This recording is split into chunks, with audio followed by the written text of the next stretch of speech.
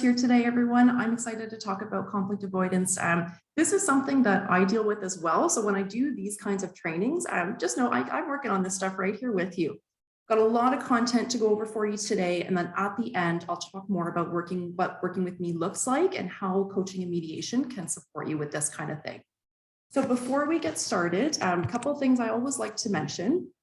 First, I'd like to acknowledge that the land I'm speaking to you from today is the traditional territory of many nations, including the Mississaugas of the Credit, the Anishinaabe, the Chippewa, the Haudenosaunee, and the Wendat peoples, and is now home to many diverse First Nations, Inuit, and Métis.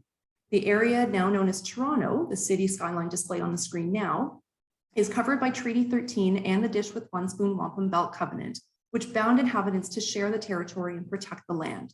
And as a settler, I strive to share in this promise. Second, I want to acknowledge that a lot of the research and writing that's been done on conflict resolution and on psychology, where a lot of this kind of work comes from, it's Western influenced and it's predominantly been studied, written about, practiced by white males. These are the dominant voices that we typically hear from and have been published. So it's led to a lack of diversity in studies and not everyone being represented. So I'm trying to, as I present this work, I'm trying to draw from diverse sources where I can. And some of what I talk about here today might have had origins long before it was published. So I'm going to acknowledge the places that I've seen the work, and you'll see that in the footnotes on some of the slides, likely not the first time that it was brought up. So, there has been more movement towards inclusion and cultural awareness in the dispute resolution field in psychology. If what I'm saying isn't resonating, I totally respect that. Feel free to take what's useful for you and leave the rest. I also want to acknowledge that power and privilege has a huge impact on how people deal with conflict. So because I'm presenting this from a Western perspective, it may not acknowledge the intersectionality that some of you out there have experienced or are currently experiencing. And I'm guessing that, if you're here, this is something you're currently struggling with. And when I talk about this theoretically, it can sound like I'm making it seem a lot easier than it is. And I know that it's not, especially when you're in the moment. So my hope today is, and always, is to give you strategies that you can use, but just know that there's support available. And if you're struggling with conflict, or if you've tried some of these things and they haven't worked, that doesn't mean that you're bad at this. It's difficult and it's a practice I think we all struggle with to some extent. So I encourage you to keep trying. It might be with support, and we'll talk more about that at the end. So here's what I thought would be helpful for us to go over today. I'm going to start with what is conflict avoidance and where it might come from. Then I'll go over some of the reasons why people avoid conflict.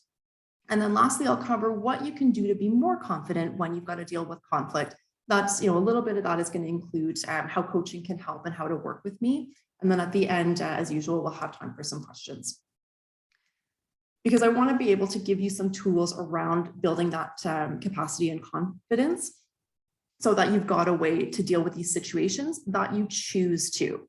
This is what we do in coaching. So we're providing some stress relief, helping you plot your next steps, getting ready to move forward with them. And it's always my goal to provide a supportive and non-judgmental environment for you to do this kind of processing and trying things out. And my conflict resolution work revolves around 3 principles. That's clarity on what you want, curiosity around what's possible, and the courage to make it happen. And for me, it's about having a belief that there is another way and the belief in yourself to make it happen. I'm going to come back to this later, but I do want to point out that this might be sounding like a lot of mindset stuff. And while that's true, I'm not saying that this is all in your head. You might be up against systemic factors in your workplace. And by that, I mean something that isn't exclusive to you. It might be a larger problem in your workplace. I'm going to come back to that. So let me stop for a second here and I'll tell you a little bit more about me and why I even got into doing this work in the first place. So for those of you who don't know me, my name is Sarah Albo. My pronouns are she, her, and I'm an HR consultant and certified workplace mediator and trainer that helps employees and organizations reduce the time, costs, and stress associated with destructive workplace conflicts. My background from many years ago was in mental health. I actually wanted to be a couples counselor and help people in relationship better communicate and understand each other. And that's, it's something that I'm trying to bring into the work that I do today. In the workplace context, my training's in psychological health and safety, which is how workplaces protect and support the mental health of their employees. Because I wanted to shift back to that workplace focus. For the past couple of years, I've had more of a focus on alternative dispute resolution, which is basically trying to resolve issues outside of going to court. I focus less on the settlement aspect, like you would see in more of a legal context, and more on the relationship building aspect. Because we spend so much time at work, people that have different personalities, working styles, communication styles, different needs, goals, priorities, and life experiences. And we don't pick who we work with. We're going to get into situations where we don't agree. So my goal is to help people have these difficult conversations when they need to and still work collaboratively and be engaged in their organization. Because I've been there, I know how awful it can be to have to deal with workplace conflict on a regular basis. And it was something that I was hearing from a lot of my peers as well. Like people were going on stress leave, like their mental health was really being impacted. And a lot of it was coming down to interpersonal conflicts that were happening in their workplace. One of the things I've learned over the past couple of years is that there's options to deal with these. There's strategies. I'm going to try to share some of those here with you today. I started my company to provide some of these supports. So I do conflict coaching, mediation, and I also do work on assessing and implementing psychological health and safety. All of these are tools that I use to help employers and organizations with their ability to deal with conflict. Talk more about those at the end. So what is conflict avoidance? Avoidance is typically considered a fear response. We learn through our experiences that this fear state is unpleasant and undesirable. So we turn to avoiding situations that might lead to this arousal of fear, or in this case, conflict. It's related to the flight response. So if there is an escape route available, we're likely to take it. And I don't say any of this as an insult or saying that you should be better at this. Conflict avoidance is, in my opinion, a really reasonable response. We're not taught conflict resolution skills, and the ones that we are taught don't necessarily work for everyone. There's the concept of win versus lose, dominance over others, aggression, things that can be considered more of a patriarchal approach to conflict. That doesn't work for a lot of people. And in fact, it's not particularly effective for conflict resolution where both parties are satisfied. We come by this avoidant response honestly, and I think it makes sense. I don't think this is a weakness at all. It's not bad. And I think it's a skill that we can still work on. It's one of the reasons I love the conflict dynamics profile assessment. They use the descriptors of constructive or destructive. So is the response you're using helping to resolve the conflict, or is it prolonging and escalating it? Not good or bad. So there are absolutely times when it's actually advisable to avoid conflict. I'm going to come back to that. Avoidance is considered a destructive response in the conflict dynamics profile. And that's in the sense that if you were to address the conflict, it's the kind of thing that could be resolved. So they describe avoiding as physically avoiding or ignoring the other person and acting distant and aloof. And the results have actually shown this is a response that's used quite frequently. So some stats on the frequency here. I've shown this one before, but this is from a few surveys that were done before the pandemic. They found that 70% of employees were avoiding difficult conversations in the workplace. 53% stated that they were handling toxic situations by ignoring them. And only a third of managers believe that they handle workplace conflict well. Conflict resolution skills are actually one of the most in-demand training areas for managers. And again, there's no insult here. I just think this really speaks to how hard it can be and how we don't necessarily have the skill set to deal with them. So how do you know if this is something that you should work on or not? And that answer is going to be completely up to you. I'm not here to tell you that you can't be conflict avoidant or that it's bad to be. There's absolutely situations that warrant this, and not every situation needs to be resolved. So here's what I will say about answering this question. If you feel like this is something that A, you have the capacity to work on, and B, would be helpful for you, then yes.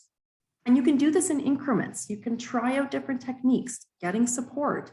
You don't have to look at it as completely overhauling how you deal with it. There's another consideration that I thought fit really nicely here. It's from a Russian psychologist back in the 1920s, Bluma Zygarnik. I also felt it was important to highlight her since there weren't as many female psychologists published at that time, but her theory talks about how people remember unfinished tasks or interrupted ones more so than finished ones. So they're taking up mental space and effort. And this is a common thing I hear from people, is that the conflict they're dealing with is wearing on them in terms of the mental energy that it's taking up, causing stress. It's taking away your focus. There's emotions coming up around it. So this might be the kind of thing that's actually helped by dealing with it. And on the flip side, what do you think? Is it okay to be conflict avoidant? I would say there's absolutely times when it makes sense to avoid a conflict.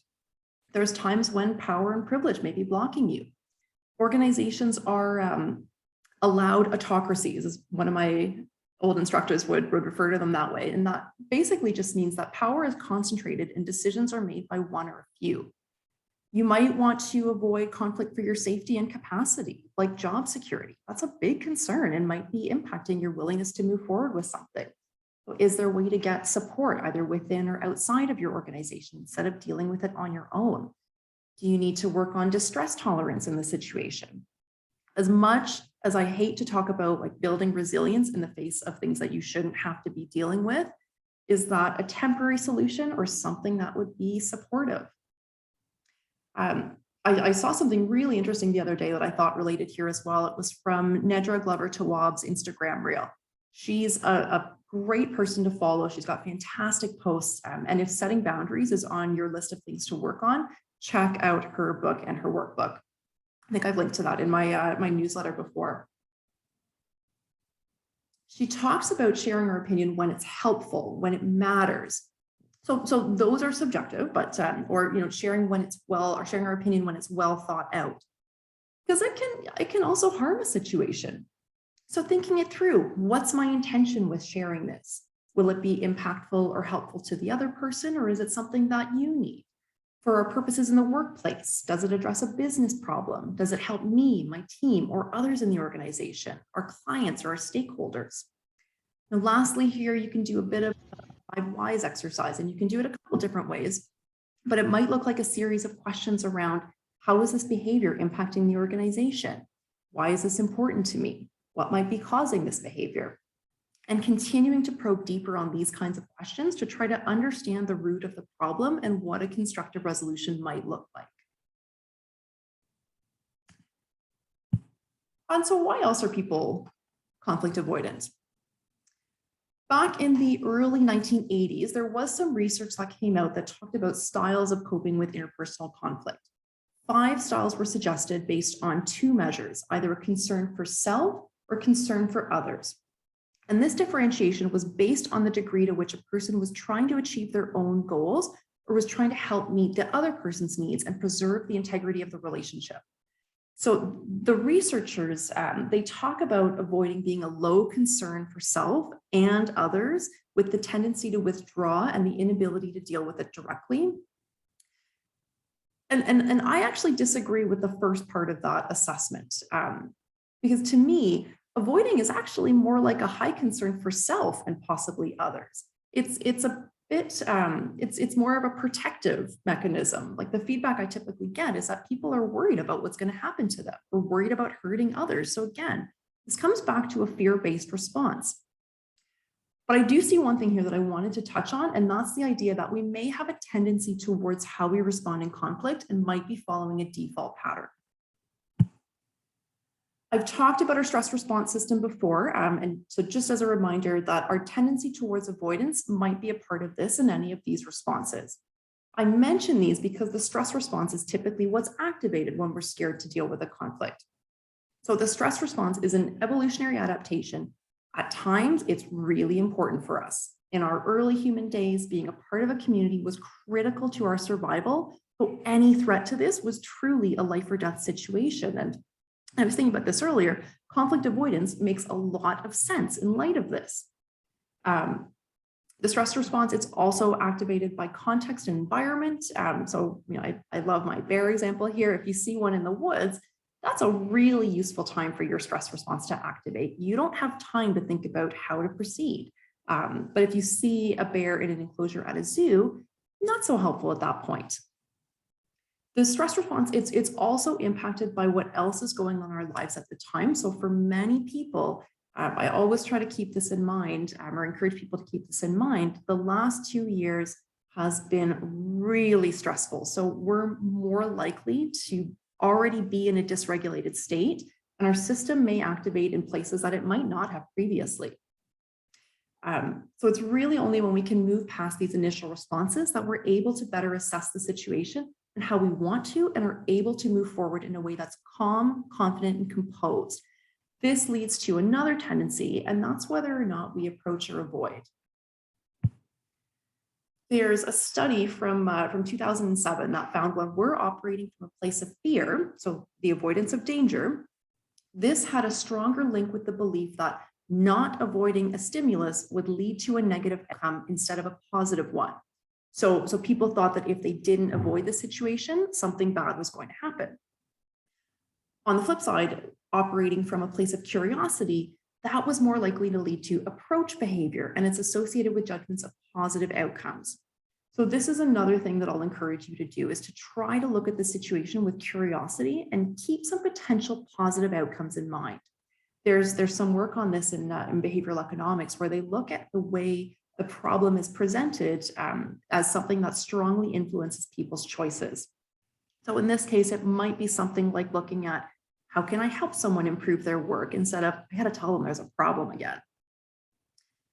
There's also some information from behavioral economics around this, where they look at the concept of default behaviors. So if avoiding conflict is your default, it's likely to continue as your default in the absence of effort to change that. So here's a little theory from Kahneman and Tversky. To change, you might feel like there's considerably more effort to move from the default option, which, I mean, that makes sense, right?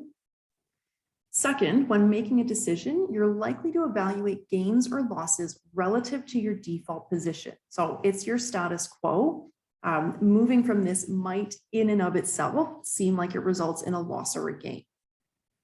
Third, we tend to believe that our default option has informational value.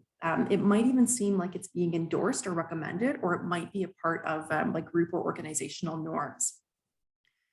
So all this to say, we operate from defaults for a reason. It's easier in terms of our decision-making processes, and we need that sometimes.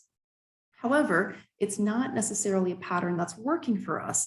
But when we evaluate this, we're still doing it against that default, not independently.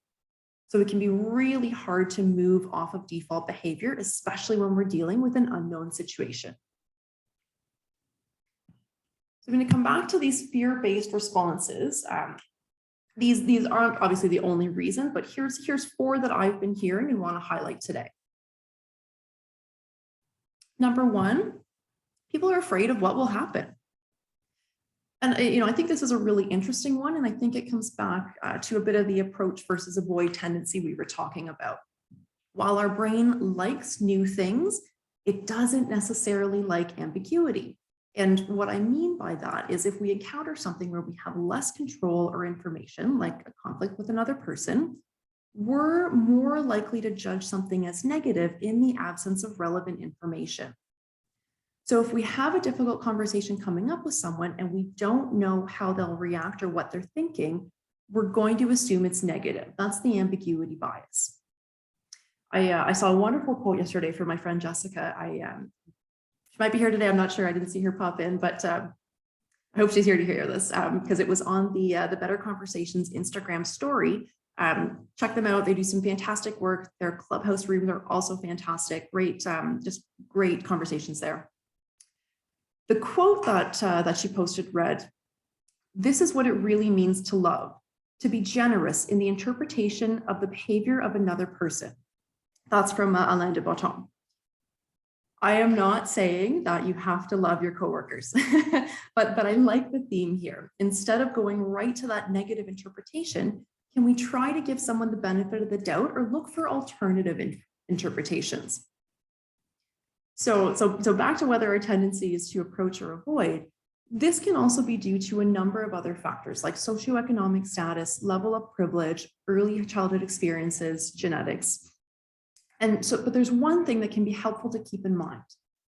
Fear and excitement are actually similar in how they show up in the brain and body. They're both arousal emotions. So the heart beats faster, cortisol surges, the body's getting ready for action. But where this arousal goes one way or another, Fear comes in because we have a negative interpretation of what's happening, whereas excitement is a positive appraisal. And I think it's important to note here that fear can be a useful emotion. It gives us information that we may need to act on.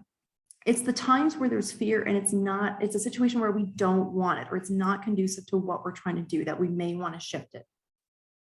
But this is a good bit of good news, that it's possible for us to shift it to something that might be more pleasant, or you might want to shift it to something more calm as it's appropriate for your situation.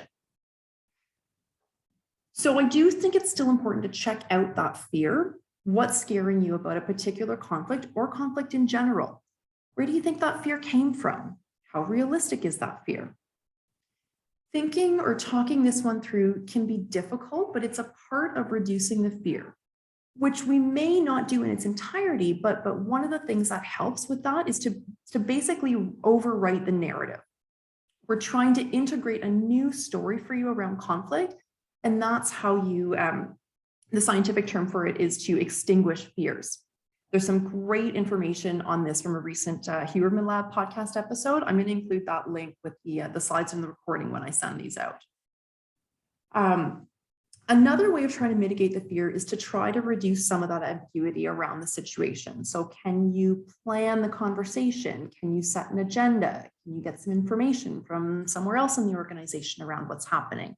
Sometimes we have a tendency to not look for more information because we're afraid of what we might find out. And that's totally understandable, but it can lead to more of that avoidance tendency. You can do variations of pros and cons. That might look like pros and cons of having the conversation, pros and cons of not having the conversation, compare both pro lists and see where you have some agency to make those things happen. Could look like a bit of a decision tree there to kind of, plot some of the outcomes that might happen, or like the pathway there. And you can try to think of a time when you had a difficult conversation and it went really well. That's a little bit more resilience building, can be helpful for confidence. It relates to changing the narrative that we talked about earlier, but it can be a really helpful tool to use. Another fear that comes up is that people don't want to hurt the other person. They don't want to be seen as coming off too aggressively. They don't want to be the cause of someone's distress. And of course, this makes a lot of sense. We're going to feel bad if we hurt someone else, and no one wants to experience that shame or guilt. But we can't know if we've hurt someone until they say so or we ask. Until then, we're only making an assumption. And it's also not our job to make sure that people aren't distressed. Sometimes we might have to give someone news that isn't pleasant. We might have to provide challenging feedback on someone's job performance. But sure, we can try to do that in a way that's kind, supportive, and potentially helpful. We're looking to get to a place where we're not controlling someone else's feelings, but getting comfortable with how we impact others and checking out what we think that impact is.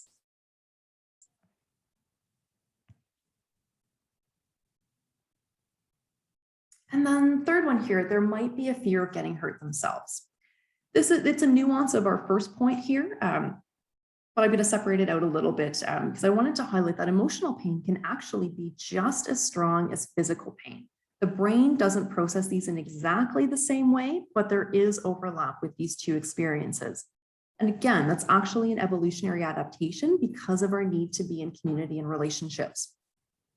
So the pain it's the signal to the body that efforts need to be made to get back to a set point, and signals that things are not safe and you need to engage in protective measures like either not using the part that's injured or avoidance and escape behaviors to prevent further damage. So as an adaptation, just as physical damage threatens long-term survival, so might separation from a social group. So I can imagine if someone's really struggling with the situation, the fear of potential hurt can be strong, and the urge to avoid it makes total sense. There's another theory around emotional pain that shows up in a lot of research around ADHD, and that's called rejection-sensitive dysphoria. So dysphoria is it's a clinical term that's used in diagnostics, but it just means extreme discomfort or frustration. It's Greek for unbearable. So this is extreme emotional pain linked to feelings of rejection and shame. One study actually showed exposure to rejection led participants to have an immediate drop in reasoning by 30% and IQ by 25%. So like those are significant numbers. Okay, just a little bit of neuroscience here. For some people, their brain will actually release more of an opioid. It's called the mu opioid. And this is involved in the brain's reward centers and how the nervous system processes pain. When it's released, it impacts the amygdala and areas in the prefrontal cortex and how they process emotion, and then how your mood is impacted because of this. So for people that release less of this pain reducer, the feelings of rejection or emotional pain are likely to be higher than someone that releases more of it. And so I would love to tell you how to increase that opioid, and I'm sorry I don't have the answer to that, but what I can tell you is this. Our stress response system and how our brain processes this information, it happens really quickly, and it's just doing the best it can at the time. It's not perfect, and by just slowing down for a second, that pause, breath, by just slowing it down, we can start to take back control of these unconscious processes and use a more conscious response. Once we're aware of what's happening, that's when we can start to make those conscious changes. The last thing I want to highlight here is that, well, this is also a reasonable fear because of something you might be seeing in your workplace, and that's bullying. I've seen this stat come up a couple times. It's American, and it's based on about 1,200 respondents. So that's a good sample size. I hate generalizing that out to the larger workforce, but the researchers did indicate that it's representative. The study respondents reported that 30% suffered abusive contact at work. Another 19% witnessed it. So we've got there 49% affected by it. And 66% are aware that workplace bullying happens. So this is basically saying that 2/3 of employees are either directly affected by or aware that it happens in their workplace. One more point on this, around 30% of bullies identified as female, and 65% of their targets were also female. So this is a far too often occurrence. And if you're seeing this or experiencing this, it might be that you don't want to turn around and do it to someone else, might be the fear of being accused of it yourself. But I wanted to highlight this because a lot of what I've talked about here today does have to do with your mindset. And while yes, that's an important component of conflict avoidance, and that can be a good thing because then we have agency to change it, there might be systemic factors at play here that go beyond mindset. You might be somebody from a marginalized community dealing with someone in power. Systems in your organization might be in place protecting people causing harm, might be a poison work environment. That's actually a legal term now. So if changing your mindset doesn't resonate or isn't working, it doesn't mean that anything is your fault or you're not doing enough. You might be in a situation that has the potential to cause further harm to you, and getting support either within or outside of the organization is the appropriate route to go, as opposed to strengthening your capacity for handling the conflict.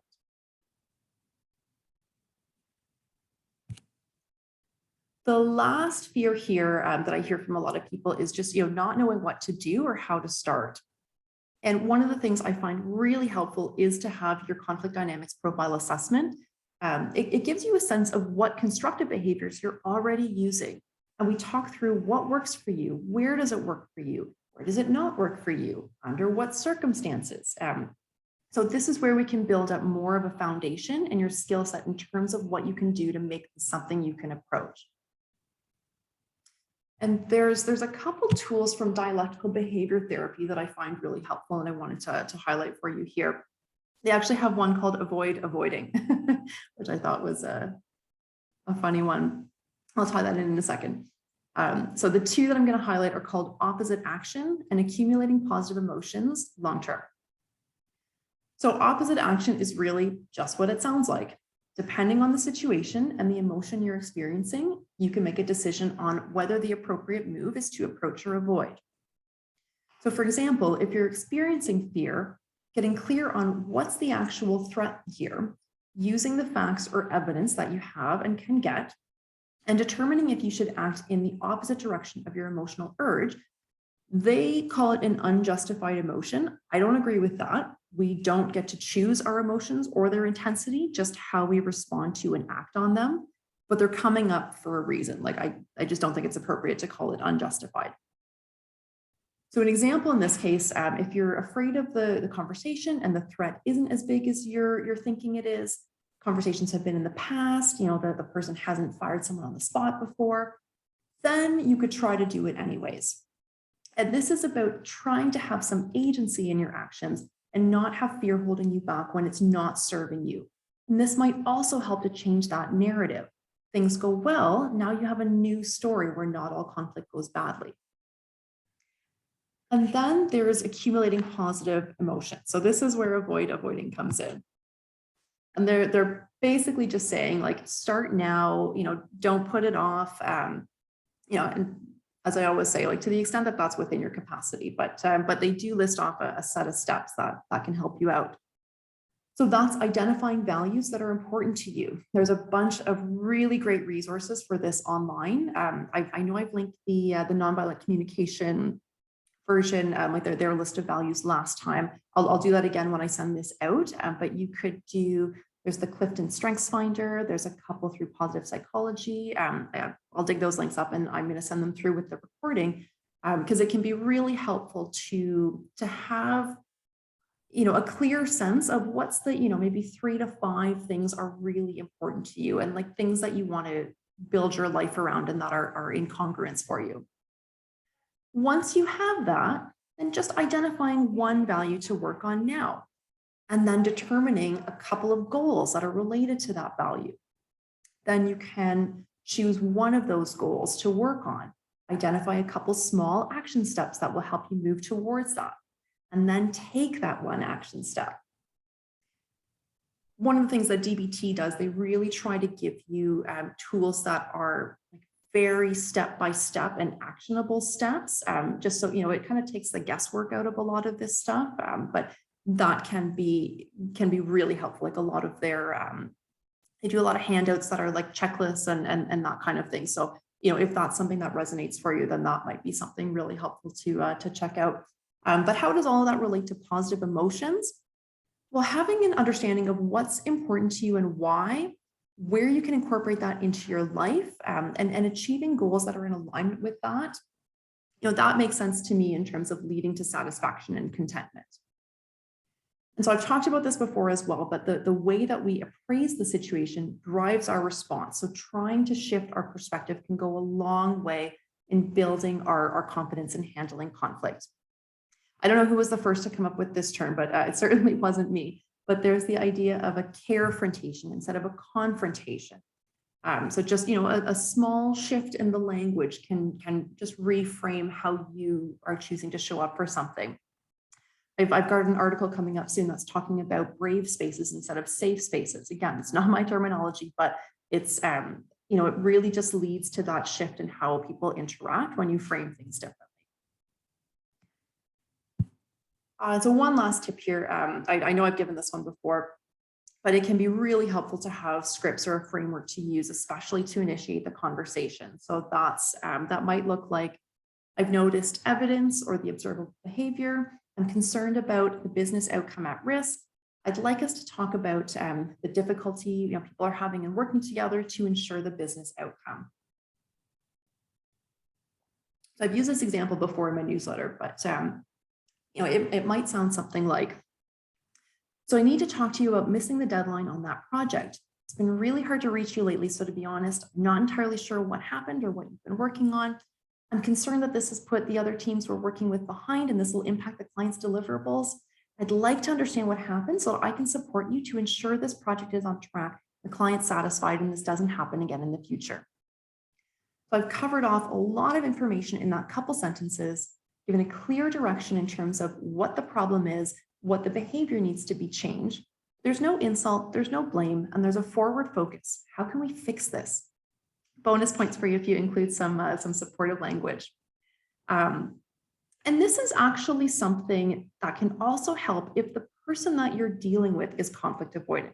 I've been talking a lot today about what you can do if that's how you experience things, but not as much about how if you're dealing with someone else that's conflict avoidant. So By explaining what you've noticed and how it relates to an organizational outcome, you're letting them know that it's important to discuss rather than avoid, but that you'd like to do it in a supportive and moving forward way. So I know these scripts might sound cheesy sometimes or like a longer conversation, but this kind of approach is really helpful to, so you can start with the right tone and helps to preserve that relationship.